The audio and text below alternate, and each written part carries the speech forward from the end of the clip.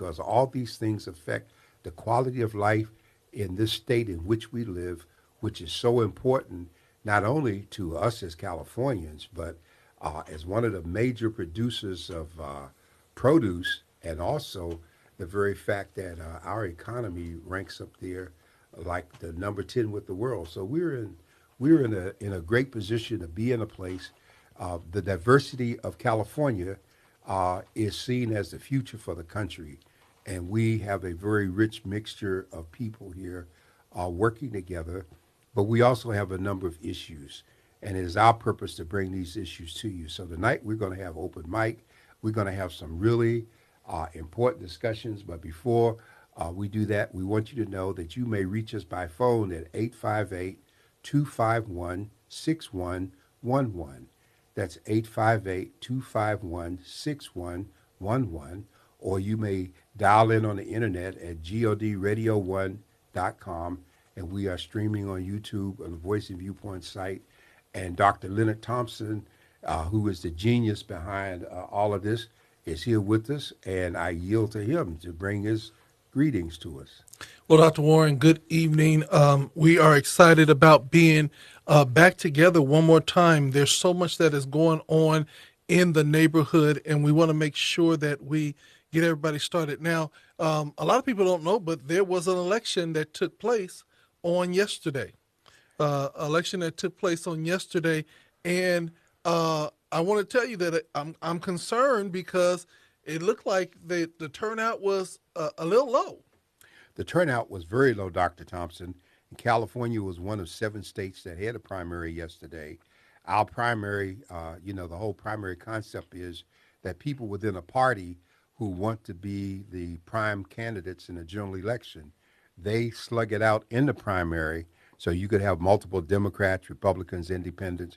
And in California, if no one person gets 50% plus of the vote, then the 2 highest vote getters, regardless of party, they have to face off in the November election. Mm-hmm. So that could be a Democrat and a Republican, or it could be 2 Republicans, 2 Democrats, or independents.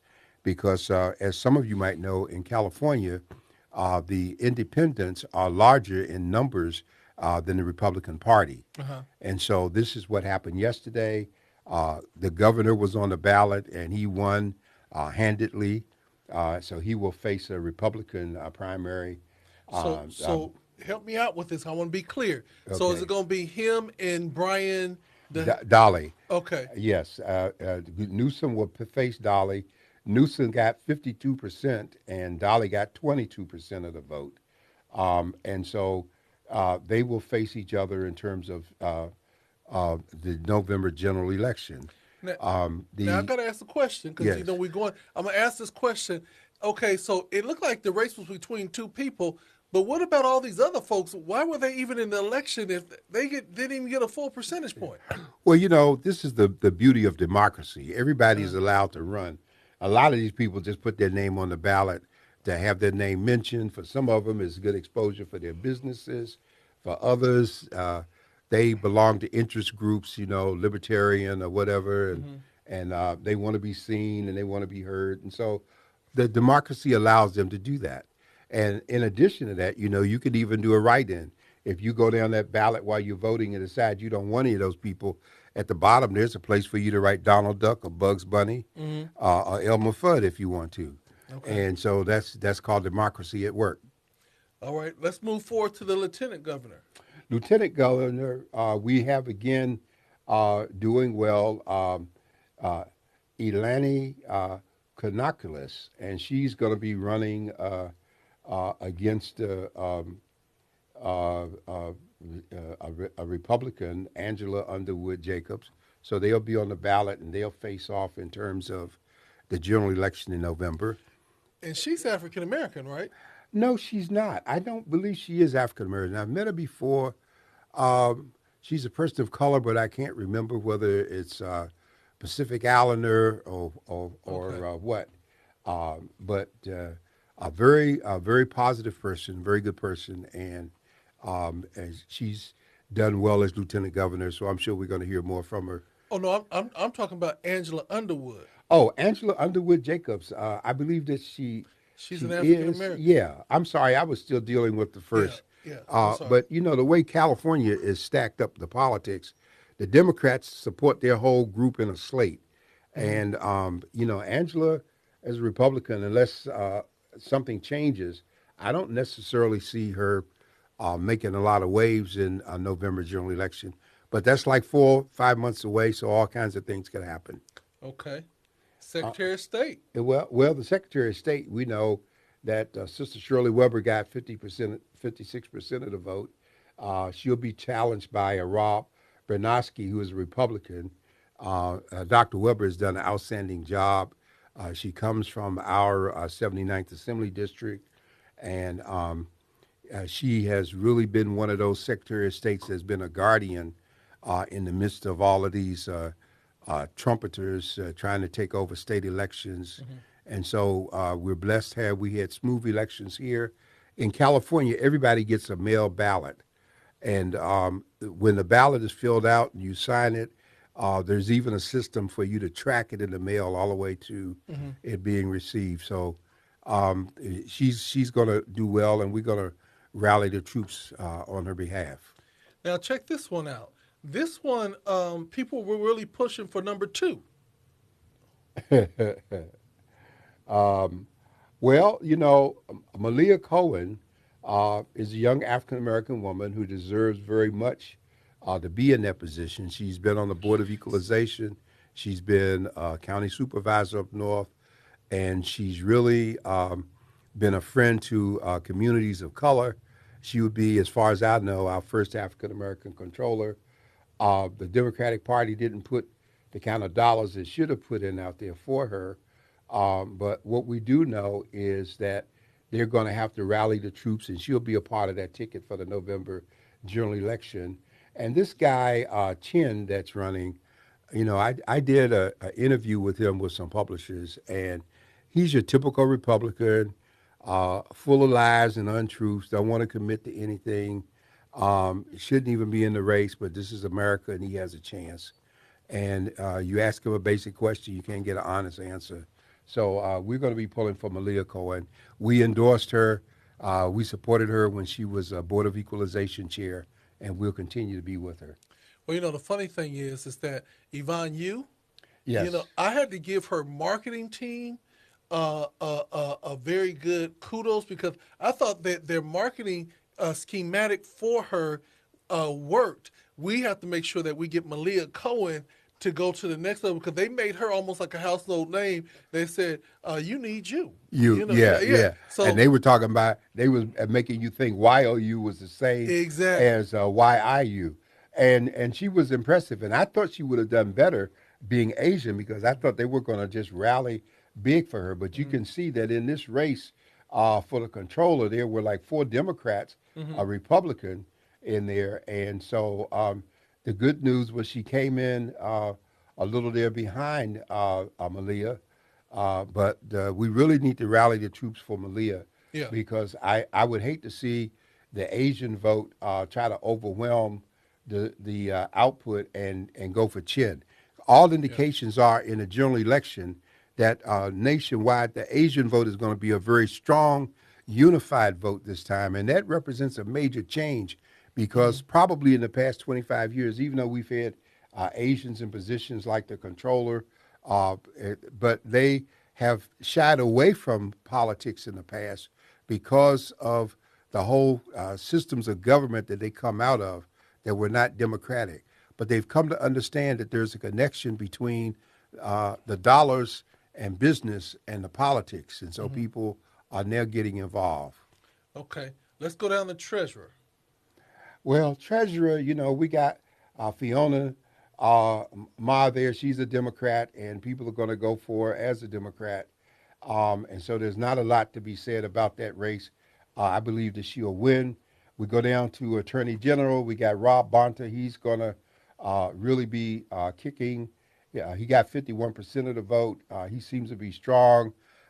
He's a fighter for women's rights and Hmm. a whole fighter against all of the trumpeteer stuff that's come down the road. So I think, with this leaning toward the right, more conservative, but still liberal, that he'll do well. Now you know I'm gonna be funny right now, right? Sure, go ahead. So far, the Voice and Viewpoint endorsement pages are turning out to be true, right? Oh yeah, we usually are about 90%. Okay, okay. 90 to 95%. We come in, and sometimes I forget to go back and look at it from that standpoint, but it does make a difference. We weren't all that jazzed in terms of the insurance commissioner, and we know that Laura was voted by the Democratic slate. We thought that people like Jasper Jackson, a Democrat, might have had an opportunity, but uh, and I believe he's African American, but he didn't do too well in that. So it's okay. He's young. He can come back and run again. The Board of Equalization, we're in the fourth district, so a lot of these other things didn't matter for us. But when we got down to the fourth, we went with Schaefer, and Schaefer's been around for a long time. He's a very interesting man, and it looks like he's pulled it off, and he's winning. He won for that area, so that's another one that we call right. And then when you get to the Senate race, it was kind of tricky because Padilla is on the ballot twice. He's on the ballot first for a full term of his own, and then he's further down on the ballot for the completion of the term that he was appointed to for Kamala Harris.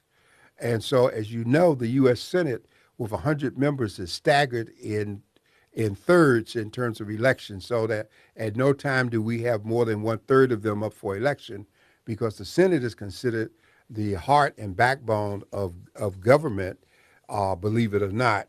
And that's why, because each state has the equal number of two, it almost mirrors what you have in Europe, in the United Kingdom, where you have the House of Commons and the House of Lords. The House of Commons would be the equivalent to the U.S. Congress, the House of Lords equivalent to the Senate, where the moneyed interests that really try to be the guardian of the status quo, that's where they are found. And so that's why that whole group is always a little bit difficult. And they get a 6-year term, right? Yes, they get a 6-year term. Members of Congress have to run every 2 years. Now, my question to you is: with the senators, do they ever term out? No, no. A lot of people, they die in office, and they've had people stay there for 40, 50 years. Some of the long-standing people are people like Strom Thurmond, your great racist who ended up, as much as he hated black folks, he had a black daughter by his a housekeeper, and she rose up to claim her status in terms of his descendants, I believe, before he died. But that's a story for another time. Okay. And so we have Padilla won in both instances. He did very well.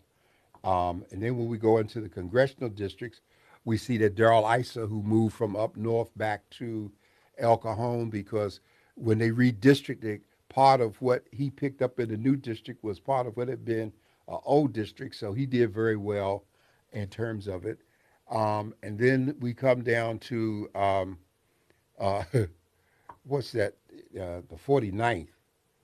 Mike Levin. He's up there around Camp Pendleton, and they were kind of wondering how he was going to do. But, former Marine, and he pulled it off, even though he had some former Marine challenges. I have more interest in the 50th district there, and we see that one of our favorite sons, Scott Peters, Democrat, did very well, and he had part of a new district. But Scott was on the city council here, and when he left the city council, he went to the port, and then when he went to Congress, he beat out one of those seats that had been Republican for many, many years. I forget the name of the guy that he beat out, but he's been doing a great job in the Congress, and so and he keeps in touch. So, And I like the fact that he's user friendly and in touch. so I'm gonna ask you a question because you said one of our favorite sons. Isn't he a Caucasian brother? Yes, he is. Okay, But so I like him because he's reachable, and really he's easier to work with than some other folks that I know. the reason why I said, because you said favorite sons, and I think that's very important that when you're serving in office, you become a favorite of the people when you serve the people. And so when you say a favorite son, that means that he's serving the people that he was elected by. And he served the people, and he really didn't have to because Scott was a very successful attorney, environmental attorney, done very well. I know when I first met him, I didn't like him, but over the years we kind of grew on each other, and he's one of those people that's reachable. I can't say the same for the 51st district, Sarah Jacobs. I made it very clear. Sarah Jacobs, But she did good. well, she did good because she was a Democrat, and we can't afford to lose any Democrats right now if we're Yeah. going to keep control of the House. And that's the only reason that I voted for and endorsed her because we need not to lose the House. But I have not found her to be as responsive to the community. And I don't think that her responsiveness is something that she can put off on staff. We met with her. She never reached out. She never picked up the phone. She never called. She never came back. She's one of those people when you talk to her, she smiles at you like one of the Stafford wives, but you don't get no results from her. So Well, I'm still not a fan of hers, yeah. and Well, I'm going to stay that way until I see something different. Watch this, Dr. Warren. I'm gonna cheer her on in this next term. We're gonna get her on regularly, and we're gonna be able to get contact with Sister Jacobs, and we're gonna make her a favorite daughter at some point. Well, when you bring her on, that'll be your show, and that'll be the one that I'll skip because she's been a disappointment to too many people for me to sit and talk with her as if she's now got religion and looking, you know. And let's not forget, I put it out there, your last name is Jacobs, you come from family money, you got in with the Obamas, and, the family shopped to find you a congressional district where when Susan Davis stepped back, it was an open season. That was the best time for an unknown to run for a position when you weren't challenging a person.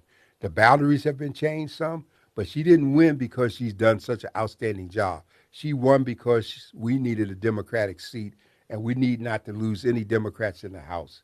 Now, Juan Vargas, he had a pretty easy ride, and Juan's been there for a while, and sometimes I think he's gotten a little too comfortable with where he is in terms of he's going to have to work a bit now because the districts have changed, but he's got seniority in the House.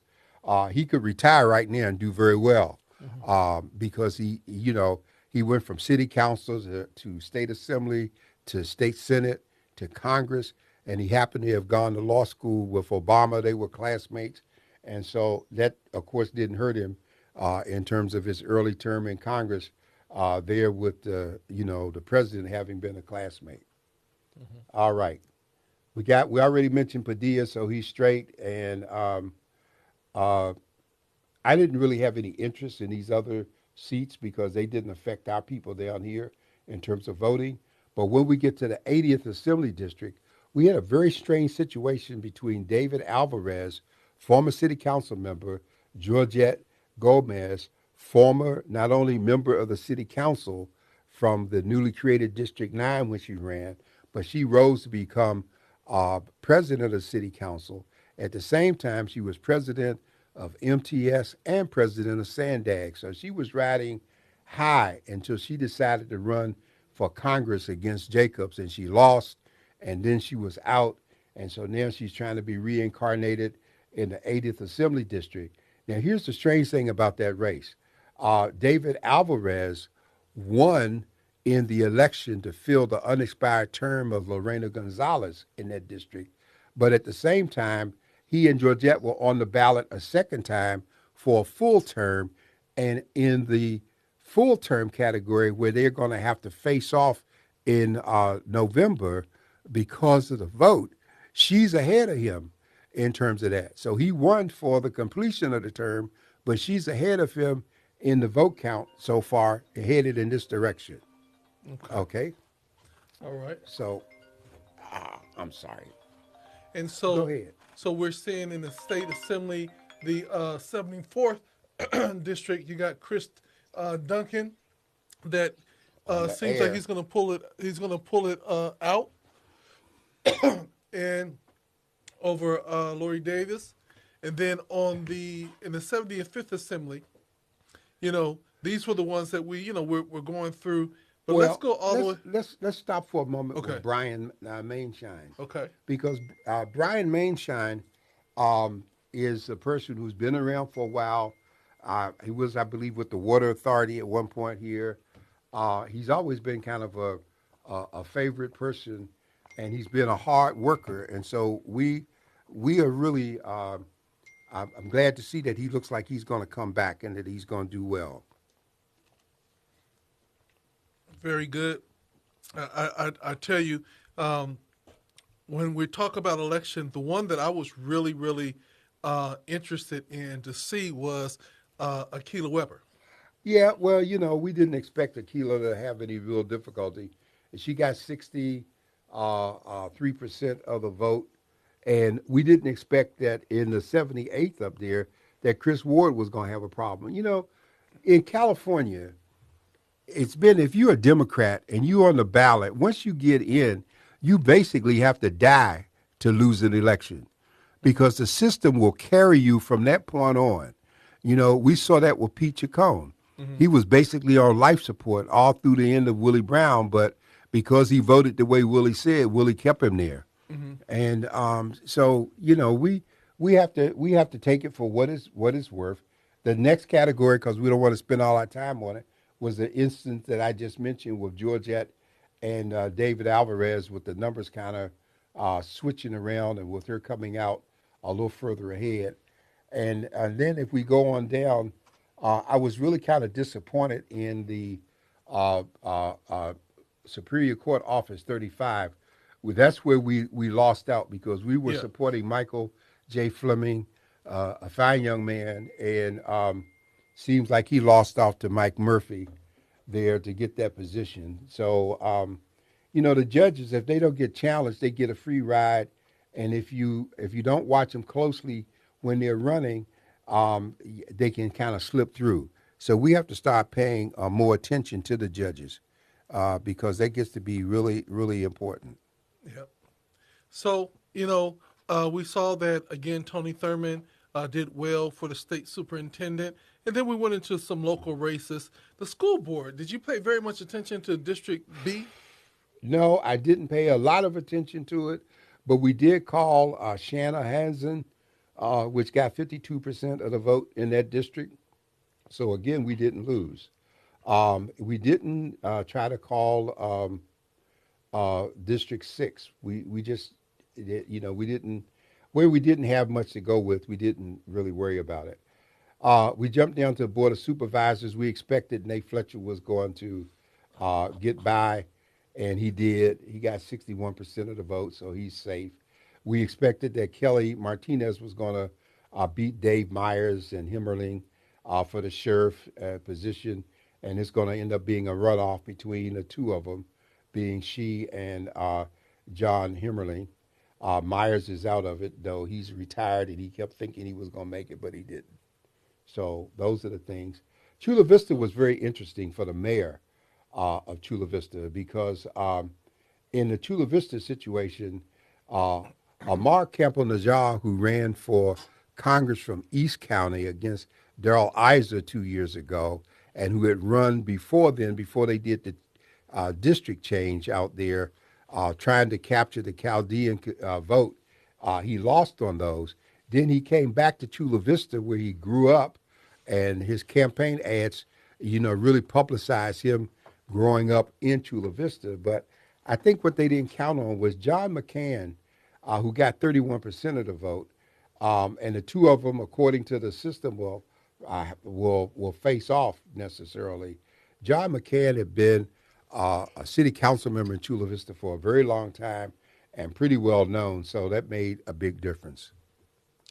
Yeah, and they on the day of the election. They talked about how much money the Jacobs actually gave to his campaign. His two biggest donors were the Jacobs. To who's biggest dog? Callum. Amar? Yeah, Well, we're not even going to go into why that was the case. We're going to let that one ride for another time. Yeah. But it was not without reason.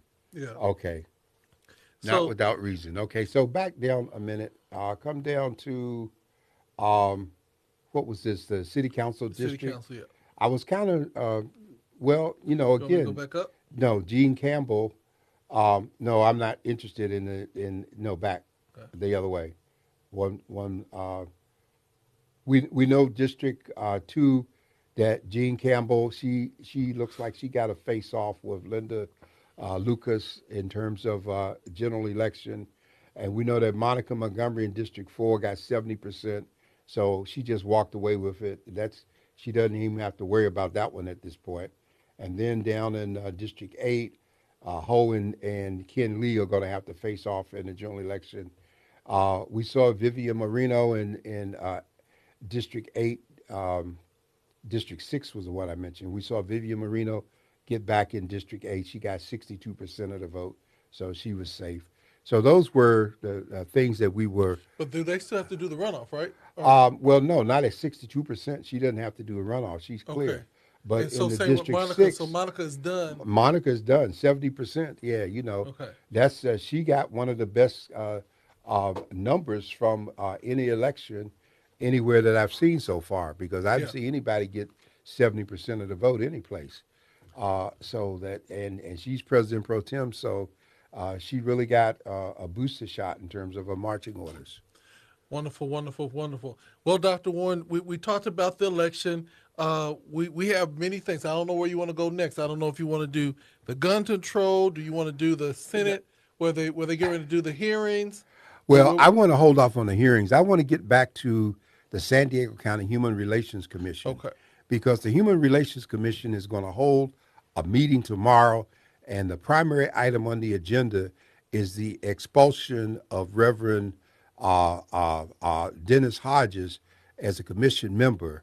And the reason for expelling him is because of a vote that was taken before when the LGBTQ issue came up, and he abstained, and they pushed him, and he made reference to the fact that his abstention was based on his religious belief. He quoted scripture in terms of it. It just so happens that the scripture that he quoted had the word that alluded to, that stated in effect that um, um, men wearing women's clothes and the whole LGBTQ scenario, if you will, stated a little differently in scripture, that it was an abomination to God, and it's stated in several places in the scripture. And so people took offense with that. They started a campaign. They wrote bylaws for the Human Relations Commission. The bylaws carried a provision for taking a vote against people who said things that, in effect, that the rest of the folks didn't agree with, which to me is the antithesis of the whole purpose of the Human Relations Commission, which was to have people of different points of views resolve their differences in the hopes of moving forward. So that didn't happen. And here's the key situation with what's taking place. Nate Fletcher, as the chairperson, made it very clear, county council had made it clear, that even though you had passed these bylaws now for allowing a vote to the exclusion of a member, that this was not retroactive, because to do such a thing would violate the U.S. Constitution in terms of what's called ex post facto lawmaking, where you make a law that says something that happened to the past is illegal, and you go back and punish the person for the past act, even though it wasn't against the law at the time that it happened. And so this provision was ignored. The Reverend Hodges has submitted statements. Members of the community have committed. The clergy has not been as vocal as one might have thought in terms of this, because the whole campaign for his removal has come basically from the LGBTQ community, with people stressing how uncomfortable they are with him being there. And I was reviewing the minutes today and the statements that some people submitted that had to be in, I think, by yesterday. And it's like this is not going to go away. Now, the tragedy is that the Human Relations Commission is named after former supervisor Leon Williams, who was the first African American supervisor, first African American city council member, a man who was one of the trailblazers in terms of breaking barriers, working with everyone to get things done. We've got the commission named after him. Next month, He's going to celebrate his 100th birthday at the San Diego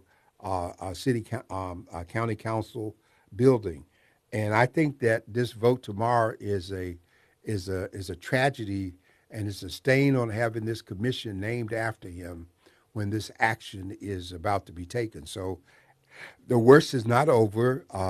Reverend Hodges' attorneys are filing a lawsuit against the commission and the county just as soon as the vote is taken. And so we're going to see a lot more of this. And the real tragedy is that while time is being consumed with this issue, we have so many more pressing issues in this county. You know, we got issues of women's rights. We got all kinds of issues that are not going to be fully addressed because now people are moving in the direction of feeling that they can't speak or they have to be careful what they say. And anything that you say that's considered offensive to someone else is considered hate speech. That goes further than the First Amendment. And so we're not hearing the last of it.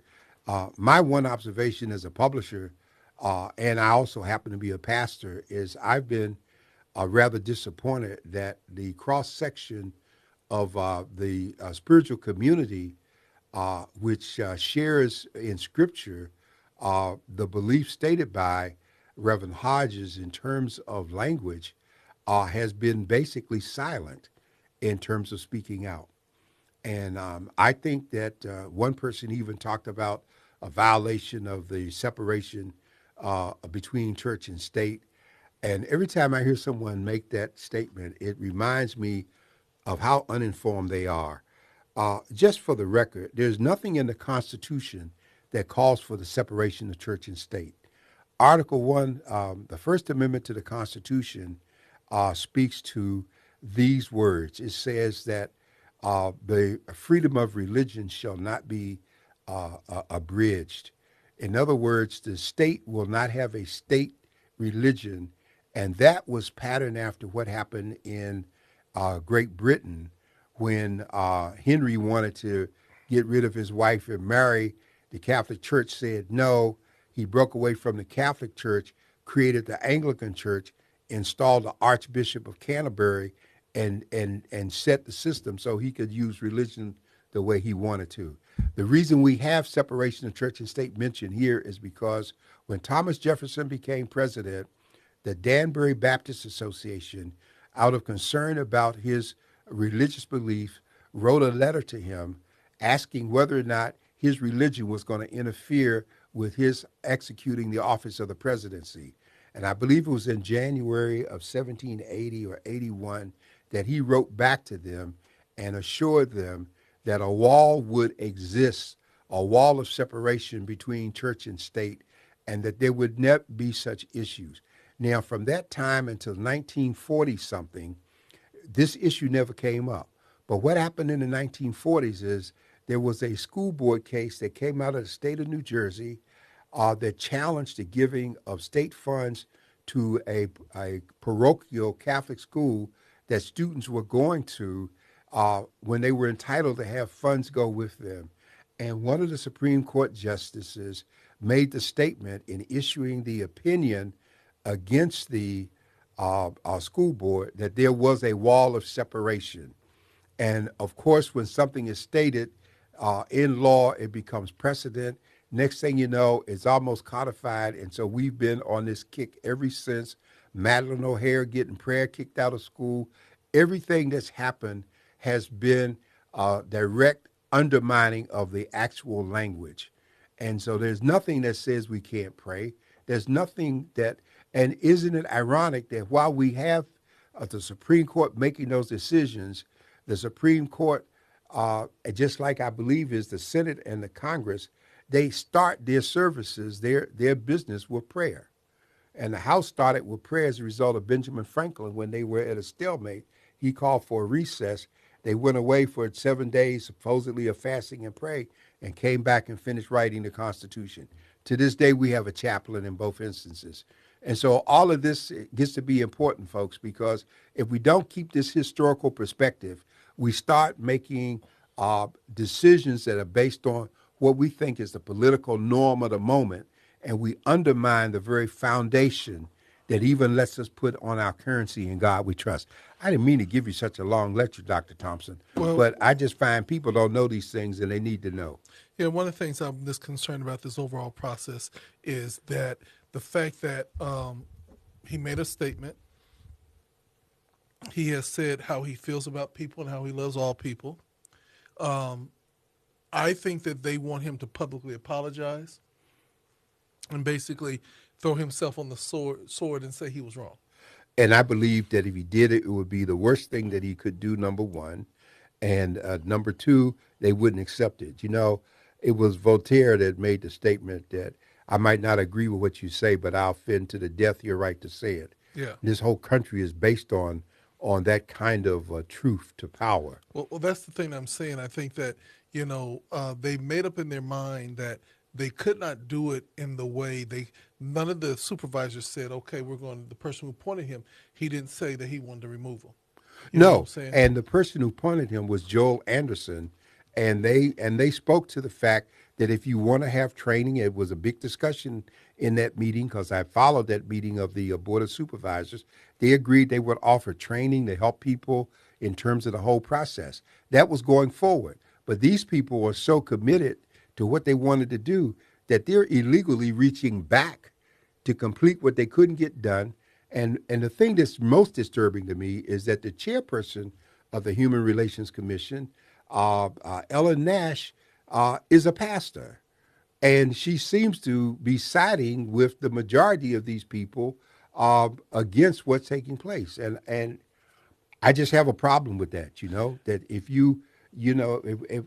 if we as ministers, as we as pastors don't stand for what we confess, then how are we to lead people in terms of what's correct? So let me ask you a question, and this from my edification. Is she siding with that side, or is she, because she's the chairperson, moving the agenda forward based on what the people have asked her to do? She made a statement when this thing first came up that in effect said that uh, Pastor Hodges' position was not progressive and it didn't reflect what everyone thought. Well, we already know that. I mean, we know that from the variations. We have gay and lesbian churches in every faith. We have Episcopal priests. I remember one of the bishops in the Episcopal Church who was divorced and who had entered a gay marriage, and he was installed in the priesthood based on that position. We see that across the board. Every place except the Catholic Church where it has not yielded to making this kind of a change in terms of what the Scripture says, because the Scripture is supposed to be the guiding factor. And the Scripture is a guiding factor because it says in 2 Timothy 3:16 that all Scripture is given by inspiration of God, that is good for reproof and instruction and doctrine. And so if you don't stay with the doctrine that you confess, then there's a problem. And it's not supposed to turn into a religious argument. Mm-hmm. When we first created Black Men United some 15 years ago, we had Muslims and Christians working together, and we have that throughout our community. When we have our town hall meetings, we have people from countries like Somalia working with African Americans. They're Muslims, we are Christian, but the interest that people have is greater in terms of their need to get along and work together. And so my question is, if we go forth and allow this cancellation of this one commissioner, does that put everybody in the same position? Well, we know it's going to have a chilling effect, that people are going to be afraid to speak. We already got people afraid to speak, and this is not a one-time scenario. A couple of years ago, before the pandemic, we had a situation in Chula Vista where members of the LGBTQ community got permission to go and do story reading to the kids at the Chula Vista Library in drag. And Pastor Hodges was among the pastors who rose up raising objection, because when they tried to get permission to come and read to the children as clergy, they weren't able to get that permission. And one of those churches was vandalized and attacked following that. And so we don't want people to start operating from a fear basis that you have to go along with whatever comes up, even though it's against your basic principle. That's not what democracy is about. And this issue is not the same as somebody crying fire in a crowded theater. Okay. All right. Well, tomorrow is the big day. It is the big day, and we Right. hope that people will tune in. And they can join it by Zoom. They should follow it. They should respond to it. They should be reacting, and they should be a part of it. Last but not least, I'm not asking you for legal counsel, but I will ask this question. Uh, if he does get expelled and his attorneys sue or take it over, and it comes out that he wins, do they have to pay his attorney fees, or how does that go? Can he sue him for defamation of character? What goes on? Well, I can't, like you say, I can't give a legal opinion. I'm not. I always have to remind people, not a member of the California bar. I don't want to be brought up on charges of practicing without a license. But I do know the law. Okay, and I can tell you that in this situation, the lawsuit will probably be against the HRC, and the county council will probably be tapped to defend them unless the board of supervisors makes a decision to hire outside counsel to handle it. It is a civil suit; it's not a criminal suit, and I'm sure that it gets to be really tricky about defamation and liable, because when a person holds a public position, to a degree, there's a shield to the people who speak against that person based on the position that they hold. And so I don't know off the top of my head all of the ins and outs. It's been a long time since I sat in county council. But I know that this uh, usually the loser has to pay the legal fees. I believe that before it goes to trial, there'll probably be a settlement reached. But I don't know how any amount of money can really undo the damage, because the damage is not just to Pastor Hodges, the damage is to all of us as members of the clergy who now feel that we cannot speak the word that we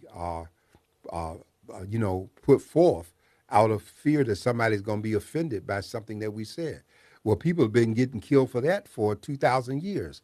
We call them martyrs. The disciples were killed for the same reason. Mm-hmm. So this is not new in terms of execution. And Jesus said, if they persecute me, then they certainly going to come after you. So it shouldn't be nothing new. Okay. We're about 12 minutes left in the show. Where do we want to go? Are we going to D.C.? We're going to where are we going? Well, I want to say a word about this whole gun issue. I think that it's really sad. If you look at last weekend, we had 15 people killed nationwide and over 60 people injured by a gunshot wound. If you just look at that. If you look at this discussion that's taking place in the Congress, I think it's a travesty with all of these kids that are dead and these two teachers, the 10 people in Buffalo, and you still have a push talking about raising an age limit. There is no reason in the world that anybody should be able to buy an assault weapon. It is a weapon of war to be used on a battlefield. And 50 years ago when I was in the military, we were just going from the M14 to the M16, the assault weapon, if you want to call it that.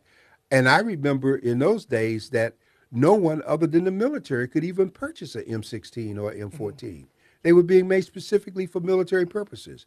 Now we got people buying these weapons all over the place. There's no reason for it.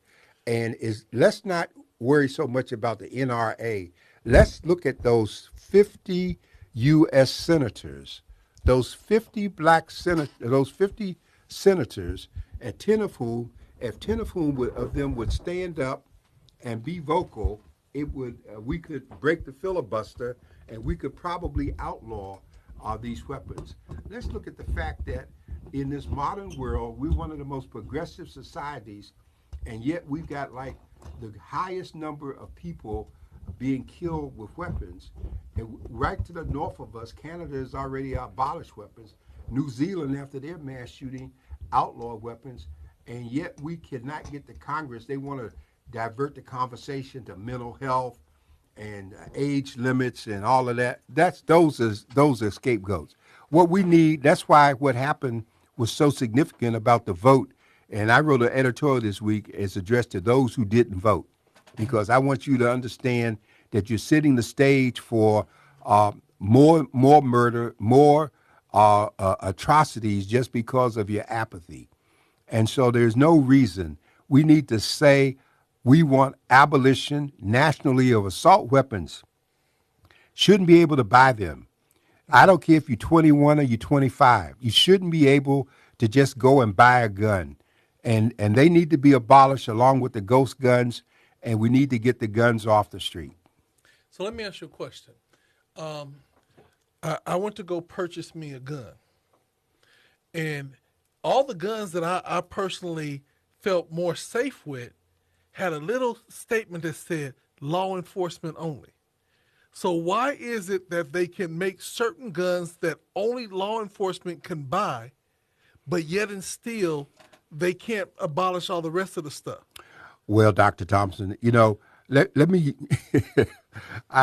let me give a little bit of background in terms of what's happening here.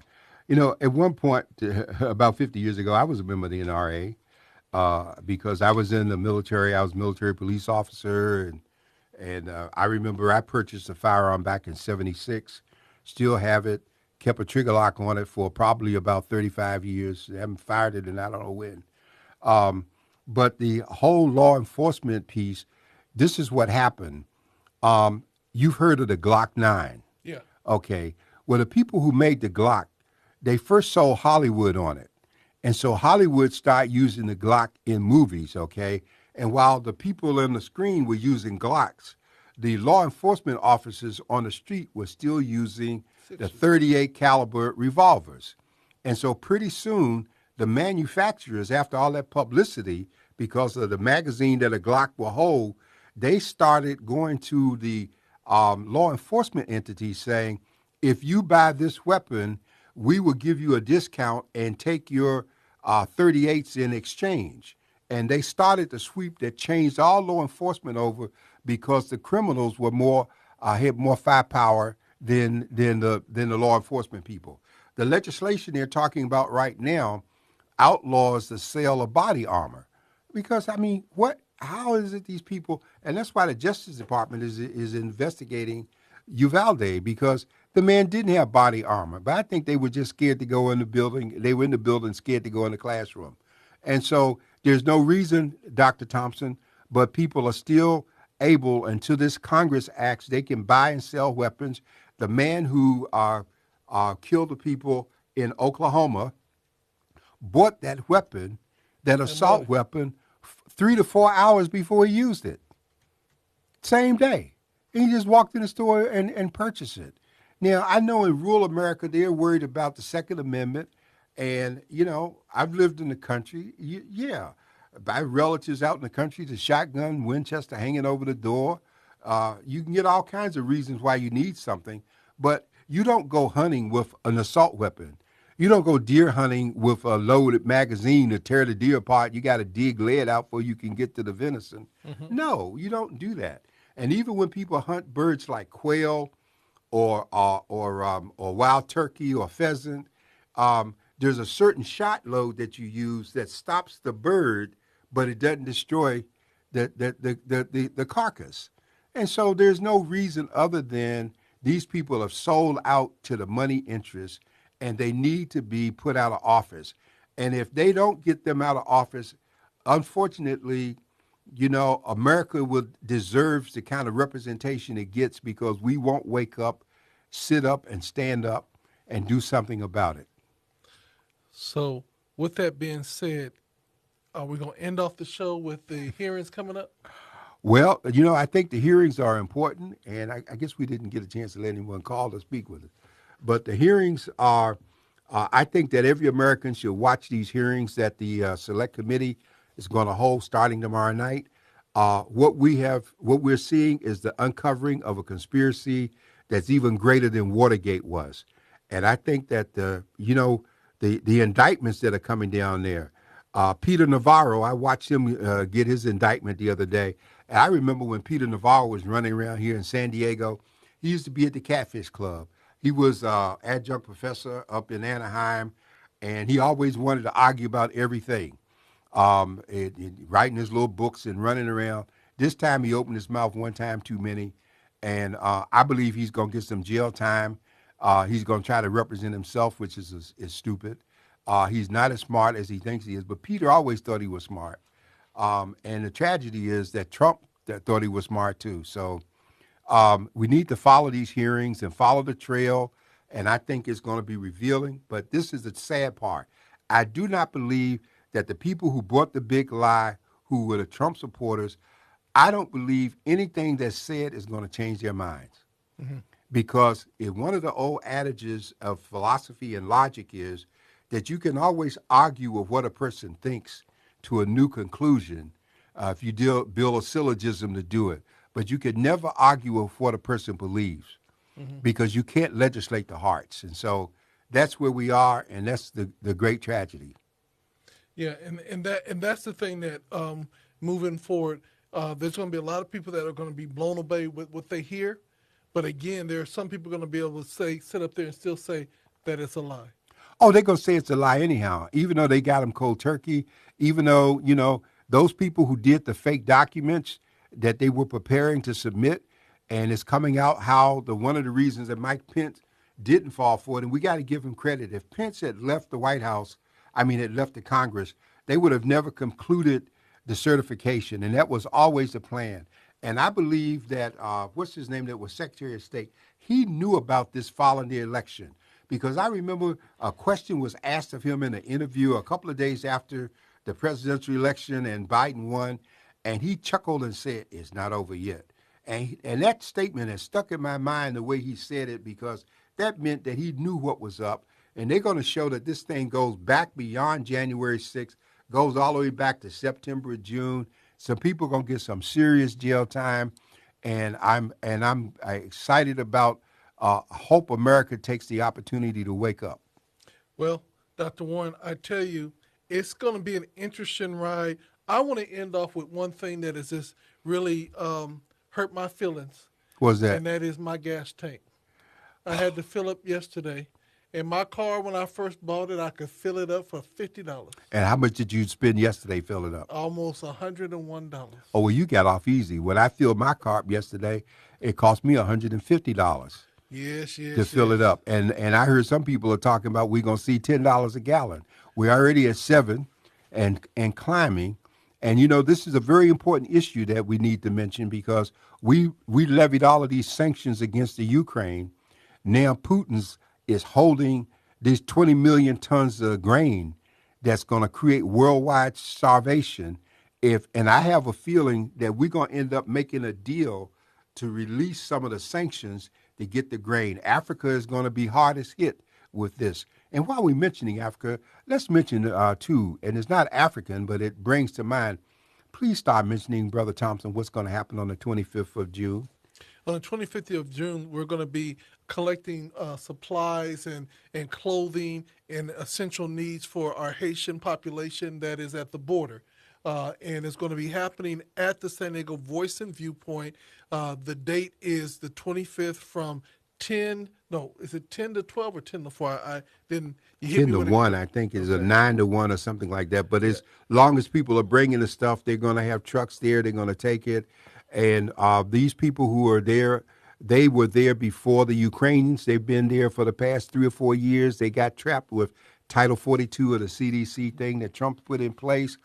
Biden tried to get 42 lifted. The federal court said no because he didn't follow due process. And so these people had to stand by. They came through the Haitian connection. They stand back and watch the Ukrainians who, we're not arguing against the humanitarian need. But here we have a bunch of white folks, Europeans, who are going ahead of the black folks who've been just standing there waiting. Yes. And they done come into the country and got hooked up with people and got all kinds of benefits and stuff and moved forward. These people are still at the border. And so here we have it. Black Men and Women United invites everyone to join them Saturday, June 25th, 2022, from 9 a.m. to 12 noon at the San Diego Voice and Viewpoint headquarters for the donation drive. Items needed are clothing, shoes, infant diapers, canned food, dry goods, and more. The San Diego Voice and Viewpoint is located at 3619 College Avenue, San Diego, California, 92115. Black Men and Women United, food, clothing, and essential Needs Drive, Saturday, June 25th, 9 a.m. to 12 noon. If you can't attend but want to contribute monetarily to assist the Haitian Bridge, here's it is, it's the Haitian Bridge Alliance. Make financial donations to Chase Bank. And we have the account number and the routing number that they can send money, Yes. and it will go directly into them. If you like more information, we're going to have this up on our Facebook page very, very soon. But that is what we have in store, Dr. Warren. Be safe. God bless you, and try to do something for someone. Remember, we earn a living by what we get. We earn a life by what we get.